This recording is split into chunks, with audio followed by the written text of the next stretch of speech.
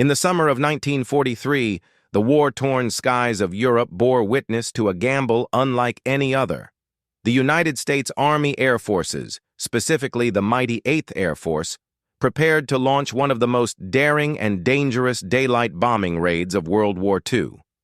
It would become a mission of immense bravery, devastating losses, and conflicting results. The Schweinfurt-Regensburg Mission. Its objective was nothing short of crippling the very core of Germany's war machine. The concept behind the mission was bold.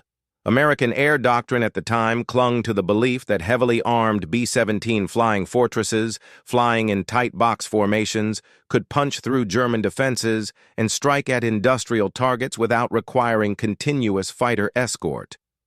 The planners believed in the fortress's reputation, a plane bristling with caliber machine guns with up to 13 guns per aircraft and overlapping fields of fire. Fortress crews were trained to fly as one, their gunners creating a near impenetrable curtain of lead. But reality would prove more brutal. The P-47 Thunderbolts and P-38 Lightnings available lacked the range to follow the bombers all the way to their targets deep inside Nazi Germany. And in that gap, the deadly middle stretch over enemy territory, the Luftwaffe waited. The mission plan was two-pronged.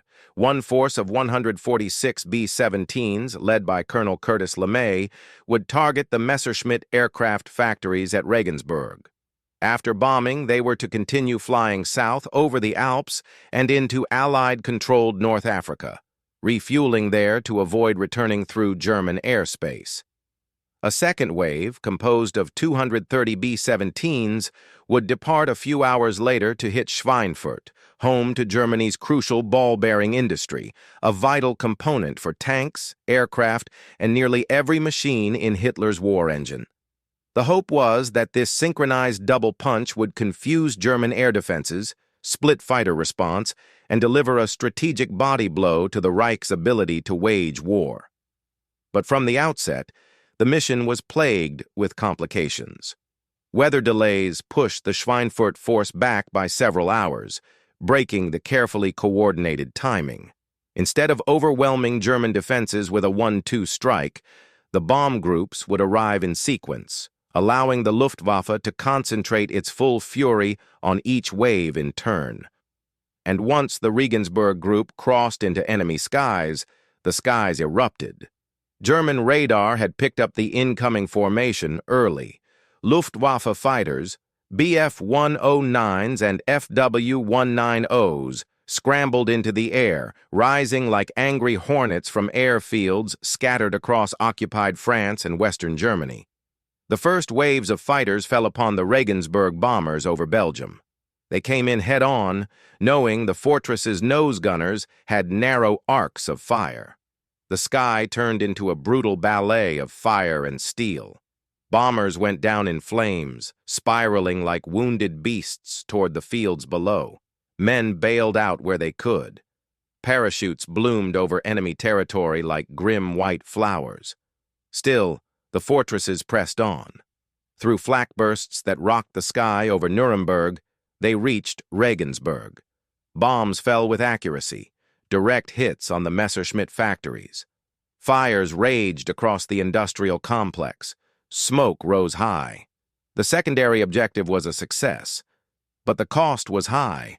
24 bombers lost from the Regensburg force alone, and their journey was only halfway complete. Now, weighed down by damage, wounded, and empty bomb bays, they had to cross the Alps, facing storms and fatigue to reach safety in Africa. Meanwhile, the Schweinfurt group took to the air hours later, too late to benefit from any distraction the Regensburg attack might have created. As they crossed into enemy skies, German fighters, refueled, rearmed, and reinforced, rose again. The Americans encountered a full-force Luftwaffe onslaught. The gaps in fighter escort became a killing zone. German pilots, many veterans of the Eastern Front and Battle of Britain, launched coordinated attacks with devastating precision. They'd learned the weaknesses of the fortress formations, how to dive from above, strike the unprotected underside, or attack in synchronized waves to saturate defenses. Flak guns opened up near the Rhine, deadly black blossoms marking the sky. Bombers flew straight and level, knowing that to deviate from the formation meant death.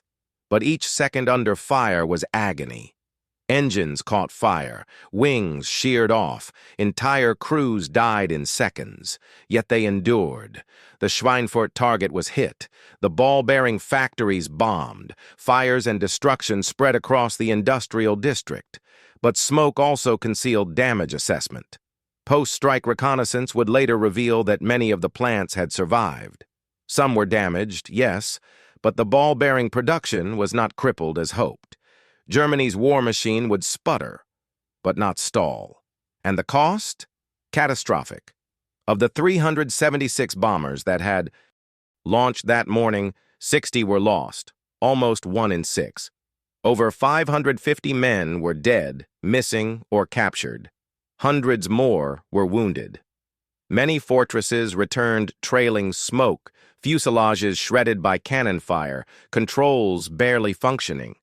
Some crash-landed in England, others limped into makeshift airstrips in Allied territory, riddled with holes, hydraulics shot out, blood on the floors. The mission sparked fierce debate. Was it a victory or a disaster?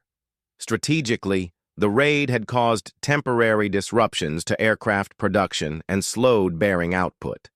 But tactically, it exposed the glaring weakness of American daylight bombing without long-range fighter escort. Morale among bomber crews, once high, plummeted. The loss rates were unsustainable. Even with tight formations and bravery beyond comprehension, the fortresses had flown into a meat grinder. In Washington and London, military leaders reevaluated doctrine. Clearly, the bombers could not survive without fighter support over the entirety of the mission. The Schweinfurt-Regensburg mission became the final proof, the nail in the coffin for the belief in unescorted daylight bombing as a sustainable strategy. In the months that followed, efforts redoubled to develop drop tanks for P-47s and to fast-track the deployment of the P-51 Mustang, whose range and performance would eventually turn the air war over Germany in favor of the Allies. But for the men who flew that August day, the debate was distant. They had witnessed comrades vanish into fireballs. They had watched formations crumble, friends tumble from the sky, and cities burn beneath them. They had flown into the mouth of hell and returned, some limping, some not at all. And in doing so, they had written one of the most harrowing chapters of the air war in Europe. The Schweinfurt-Regensburg raid was not the end of American daylight bombing, but it was the crucible through which its future would be forged. The target selected was a pair of industrial cities in southern Germany, Schweinfurt and Regensburg.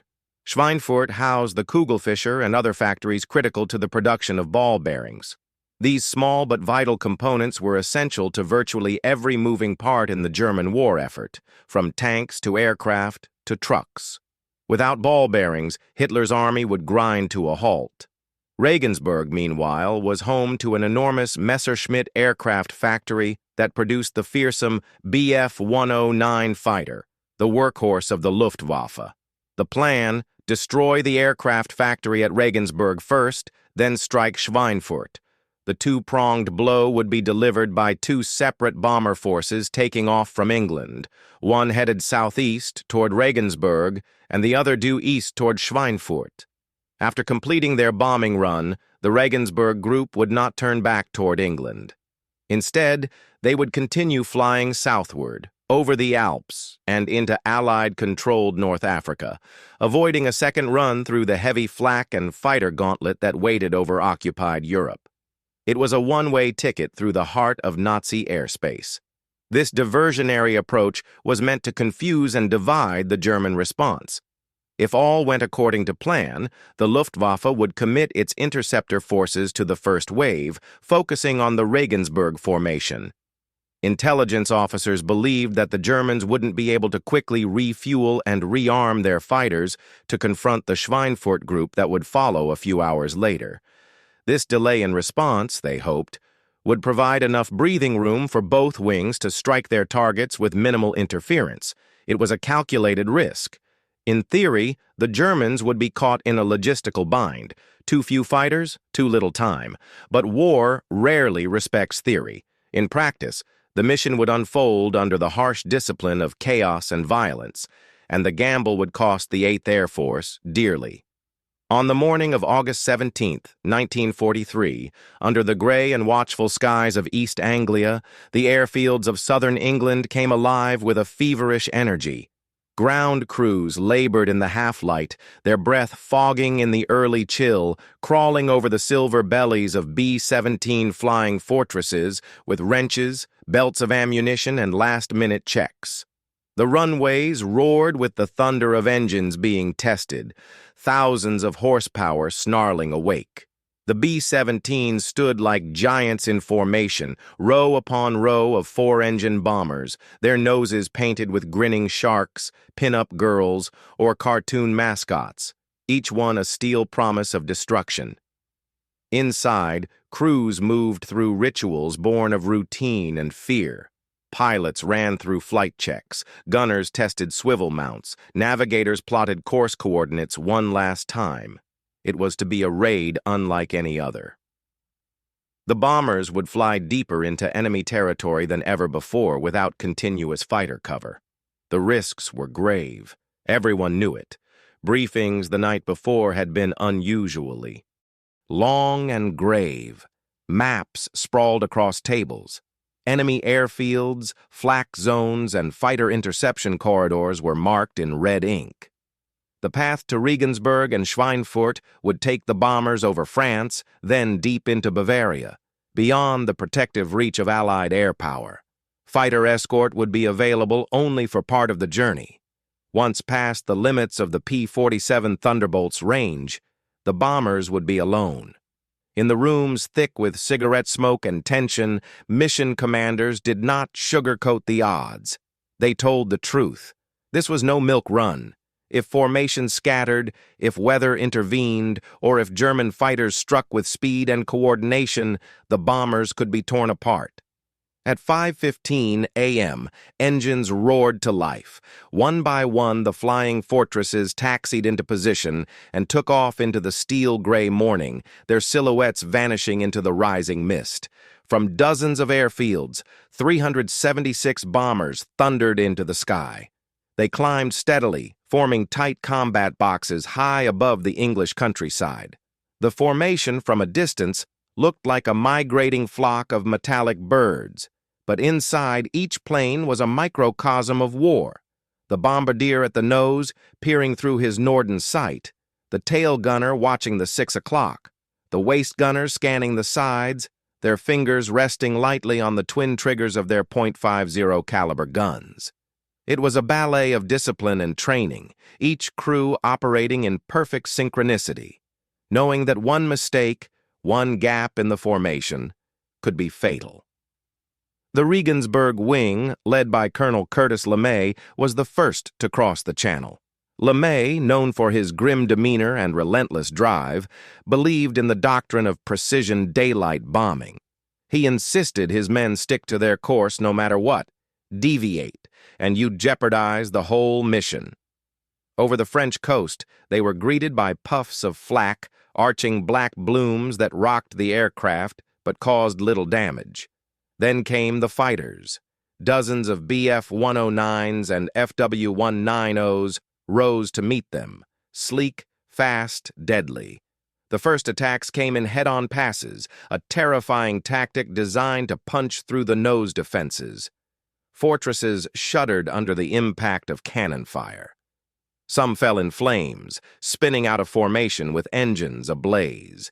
Yet the rest held formation, pressing on through the hailstorm of lead and fire. The Regensburg group reached its target just after 10 a.m. Through clouds and smoke, the Messerschmitt factory came into view. Bomb bay doors opened. Hundreds of 500-pound bombs tumbled from the sky, exploding across assembly lines, warehouses, and fuel depots. The factory was devastated. Flames leapt skyward. Workers fled in terror. Anti-aircraft guns barked in defiance, but the damage had been done. Now, with their payloads dropped and fuel running low, the Regensburg bombers turned south. Their route took them over the snow-capped Alps, into thick cloud cover, and eventually down toward airstrips in North Africa. An odyssey that would claim more planes through weather and exhaustion, but spared them the return gauntlet over Germany.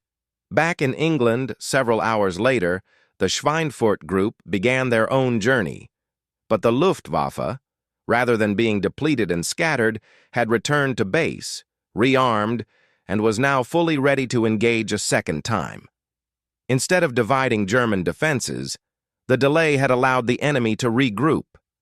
When the Schweinfurt bombers crossed into enemy territory, they faced a renewed onslaught. Dozens of fighters, flying in disciplined waves, harried the formation from all sides. The bombers' guns spat fury, tracers streaking through the air, but for every fighter shot down, more took its place. By the time the Schweinfurt group reached their target, they had lost dozens of aircraft. The ball-bearing factories, once clearly visible, were partially obscured by smoke and haze. Bombs fell, many striking true, others going wide. Fires erupted across the industrial quarter.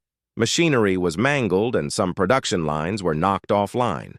But the Germans had built redundancy into their manufacturing. Within weeks, much of the output had resumed. As the Schweinfurt bombers turned back toward England, they did so through a corridor of fire. The return leg without fighter escort became a massacre. B-17s fell in flaming arcs into forests, rivers, and fields. Some limped home with gaping holes in their fuselage, wounded crewmen lying in blood-streaked cabins. Others never made it. The mission was over. The cost: 60 bombers lost, hundreds of airmen killed or captured. While damage had been done, the ball-bearing crisis never fully materialized. For the 8th Air Force, it was a sobering lesson in the limits of daylight bombing and the myth of self-defending bomber formations. The doctrine would change, but not before one more brutal raid on Schweinfurt in October. The skies over Germany were not yet done taking their toll. The Regensburg force, comprising nearly 150 bombers from the 4th Bombardment Wing, was to take off first, leading the two-pronged offensive into the heart of the Reich. Precision was everything. The success of the mission hinged on timing. The Regensburg and Schweinfurt groups had to strike within a window narrow enough to stretch the Luftwaffe's response, forcing German fighter units to split their strength. But fate had other plans. As crews readied their aircraft in the pre-dawn gloom of East Anglia, a thick, unrelenting fog rolled across the airfields. It clung to the ground, obscuring runways and stalling the pre-dawn launch.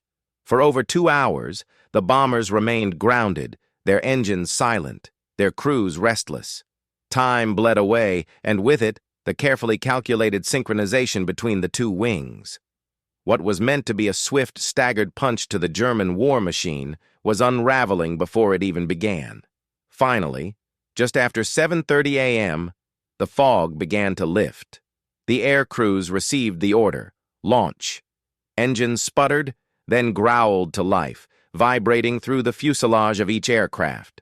One by one, the B-17s began to taxi, then thundered down the runways, lifting off into the gray skies above England.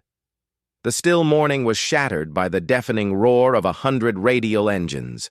Soon, the skies over East Anglia were thick with the gleam of aluminum, the flying fortresses forming into combat boxes, wingtip to wingtip, stretching out in majestic and deadly formation across the horizon. The Regensburg group pushed southeast, heading for the Messerschmitt factory near the Danube, carrying thousands of pounds of explosives and the full faith of Allied high command. But the delay had already given the Germans precious time. Radar stations along the French and Belgian coasts picked up the incoming raid while it was still over the Channel. In airfields from Normandy to Bavaria, fighter alarms began to sound. Luftwaffe controllers wasted no time. Bf-109s and FW-190s, the mainstay of German air defense, scrambled in waves. They knew where the bombers were headed, and they were waiting. The fighters rose to intercept with ruthless efficiency, guided by ground-based radar and veteran controllers who had fought since the early days of the Blitzkrieg. What followed was an aerial siege. From the outskirts of France to the German heartland, the Regensburg bombers flew through a gauntlet of fire and steel. German fighters attacked in coordinated bursts, slashing through the formations with deadly precision. Head-on passes became common, a terrifying tactic that gave bomber gunners little time to react before their cockpits were shattered by cannon fire. Planes exploded mid-air or spiraled down in flames, leaving black trails across the morning sky. Inside the B-17s, gunners yelled out bearings, squeezed triggers, and watched enemy fighters flash by in a blur. The intercoms crackled with chaos, calls for medics, warnings of fuel leaks, desperate requests for altitude corrections. Despite their best efforts, the Regensburg group began to hemorrhage planes. For nearly 2 hours, the bombers fought alone, flying ever deeper into enemy territory. Their formation, though battered, held. The crews had trained for this. Every gunner, every pilot, every bombardier locked into the mission like a cog in a great machine. The Luftwaffe paid a price for every bomber they brought down. Dozens of fighters were hit or crippled, but there were always more. Still, the Regensburg force pressed on. Just after 10 a.m., the target came into view. Through scattered clouds and thickening flak, the massive Messerschmitt plant at Regensburg appeared. Rows of hangars, fuel tanks, and production lines sprawling along the Danube River. It was a vital artery in Hitler's war engine, producing the Bf-109s that had become the backbone of the Luftwaffe's air superiority. The bombardiers zeroed in. Bomb bay doors opened, and hundreds of high-explosive bombs rained down. They struck with terrible precision. Warehouses erupted in flames, assembly lines shattered under direct hits, and columns of smoke rose high into the summer sky. The damage was catastrophic. German workers fled in panic. Anti-aircraft batteries returned fire, filling the air with black bursts of shrapnel. But the job was done. The factory would be out of action for weeks. Hitler's ability to replenish his fighter forces had taken a body blow. But for the Regensburg force, the ordeal was far from over. With their payloads gone and fuel gauges dipping dangerously low, the surviving B-17s turned south, not back toward England, but over the Alps, heading for the dry heat and friendly airfields of North Africa. It was a treacherous path. Weather turned against them. Turbulence tossed the battered aircraft as they climbed into the high altitudes. Clouds built over the mountains. Some aircraft, already damaged by flak or cannon fire, began to fall behind. Others simply disappeared. And all the while, scattered German fighters, still hunting, took potshots at the retreating bombers. By the time the first planes reached bases in Algeria and Tunisia, many were running on fumes. Engines sputtered as wheels touched down. Crews staggered out, sunburned and exhausted. Some had been in the air for nearly 10 hours. Dozens of aircraft were missing. Meanwhile, back in England, the Schweinfurt group was just beginning its own journey, hours behind schedule. The delay had erased any hope of synchronization. What was meant to be a coordinated, overwhelming strike had become 2 separate missions, divided by time and geography. The Germans, after expending their energy and ammunition on the Regensburg force, had returned to base, refueled, rearmed, and now had the luxury of turning their full attention to the Schweinfurt wing. Radar again picked up the incoming formations. Once more, alarms sounded. This time, the response was more organized, more focused. As the Schweinfurt group crossed into occupied Europe, they flew into a maelstrom. The Luftwaffe descended on them with fury, not dispersed between 2 raids, but concentrated like a hammer. Dozens of fighters tore into the formations, ripping them apart with relentless attacks.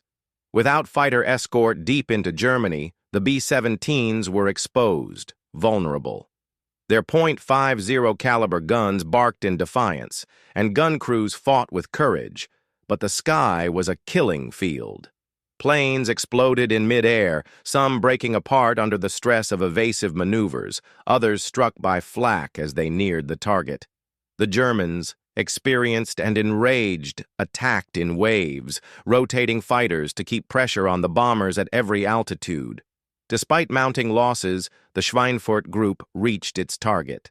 The ball-bearing factories were struck. Smoke and fire poured from the Kugelfischer plant and surrounding facilities, but visibility was poor. Some bombs missed their mark, others scattered into residential districts. Still, the psychological blow was significant. For a moment, it seemed like the mission might justify its cost. But the worst was yet to come. The return journey was a nightmare. With no diversion and no relief, the Schweinfurt bombers had to fight their way home alone. The Luftwaffe, emboldened, continued the assault. Over the next several hours, the skies from Bavaria to Belgium became a slaughterhouse. B-17s fell one after another. Some disintegrated mid-air, others limped along with flaming engines, trailing smoke and debris. Crews bailed out when they could. Parachutes dotted the skies, only to be followed by the bitter fate of captivity, or worse. Those who survived returned to England with 1,000-yard stares and empty gun belts. Gunners sat beside the twisted wreckage of their turrets, bloodied and deafened. Some bombers landed with fewer than half their crew. The Schweinfurt-Regensburg raid had struck hard, but at an enormous cost. Of the 376 bombers that had taken off that morning, 60 were lost, more than 16%. Hundreds of American airmen were killed, wounded, or captured. The doctrine of unescorted daylight bombing had been tested and found wanting. The lessons would be bitterly debated, and change would come, but not fast enough.